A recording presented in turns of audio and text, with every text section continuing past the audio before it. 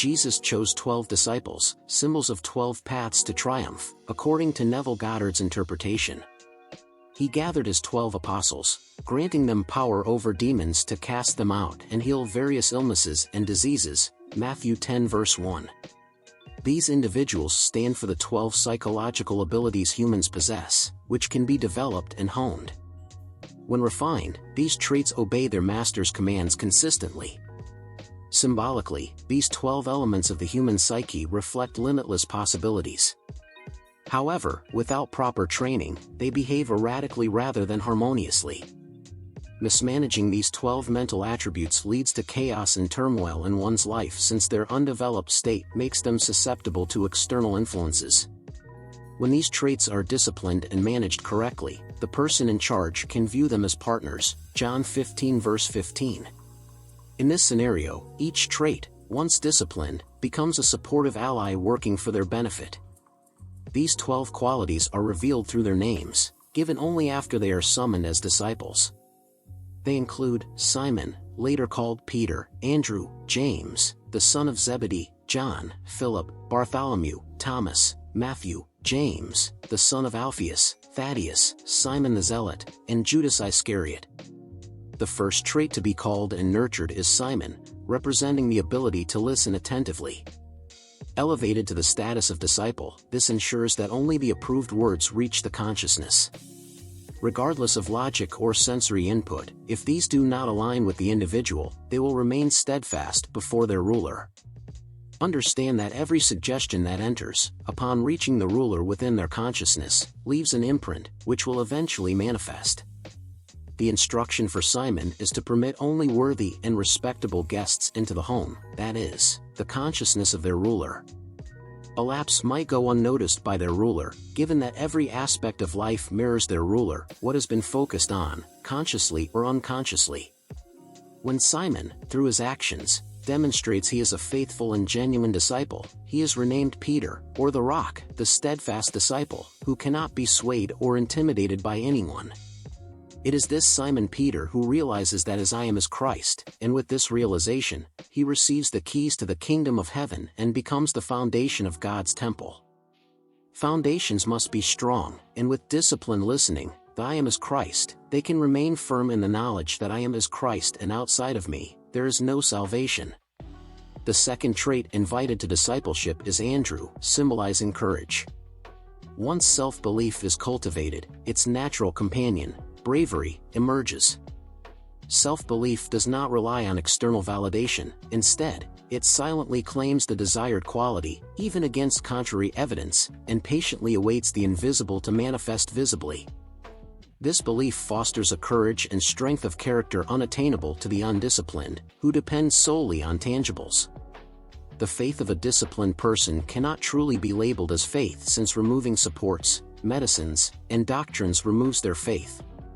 Contrarily, a disciplined person, stripped of the entire world, maintains unwavering faith that the desired consciousness will materialize in its appropriate time. This bravery is Peter's brother, Andrew, the one who knows how to carry out what needs doing calmly. The subsequent traits called are James and John, representing justice and love, respectively. Justice must be administered with love, always offering the other cheek, countering evil with goodness, hate with love, and violence with peace. When disciplined judgment, represented by disciple James, reaches the exalted status of supreme judge, it must be blindfolded so judgment isn't influenced by appearances. Disciplined judgment characterizes one who doesn't sway based on appearances. Those who summon these brothers as disciples commit to listening only to recommendations, indicating a disciplined mind incapable of accepting anything about themselves or another person unless impartial and unemotionally involved. When awakened, these titles or mental aspects merge into a unified whole.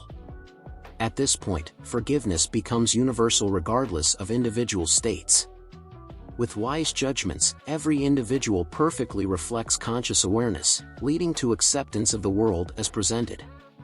Philip, the fifth faculty summoned to become one of the 12 disciples, seeks to see the Father. He understands that the Father represents a state of consciousness where the individual resides, revealed through expression in the image and likeness of that consciousness from which it originates. Jesus declared, "No one has ever seen my Father, but I, the Son who resided in his bosom, have made him known." John 1 verse 18, "When you see me, the Son, you also see the Father, for I have come to testify of my Father." John 14 verse 7. My Father, consciousness, and its manifestation, God, the individual, the I Am, and what follows the I Am, are united. This mental aspect, once disciplined, persists until ideas, ambitions, and desires materialize into physical reality. The quality asserting, "In my flesh shall you see God," knows how to manifest the word into flesh. John 14 introduces Bartholomew, representing the imaginative faculty, a mental attribute separating the individual from collective thought or mass mentality.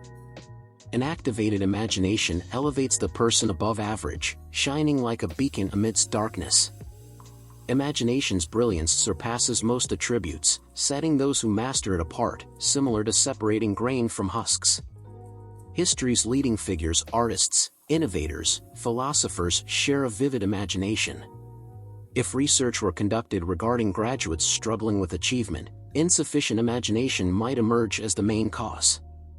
Indeed, imagination significantly impacts whether individuals lead or follow. Regrettably, instead of fostering creativity, schools frequently stifle it, providing prefabricated answers while emphasizing memory exercises using rapidly obsolete information. True learning aims to release inner wisdom, not mold individuals. Your longing, dear Bartholomew, indicates that imagination must reach discipleship levels to generate groundbreaking ideas transcending human boundaries. Disciple Thomas exemplifies skeptical discipline or dismissing claims conflicting with Simon Peter's teachings. Conscious of personal well-being, attributing it neither to genes nor environment, such individuals maintain health despite adverse circumstances due to mindful living. Properly honed skepticism protects against illness and negative influence, enabling wise judgment, rejecting harmful input. Skepticism requires discernment, not conflict, marking Thomas's unique contribution among Jesus' followers. Mental abilities illuminate Matthew, representing divine guidance. Recognizing earthly desires as divinely inspired blessings enables believers to trust in eventual fulfillment, understanding that God's methods elude human grasp. Romans 11 verse 33.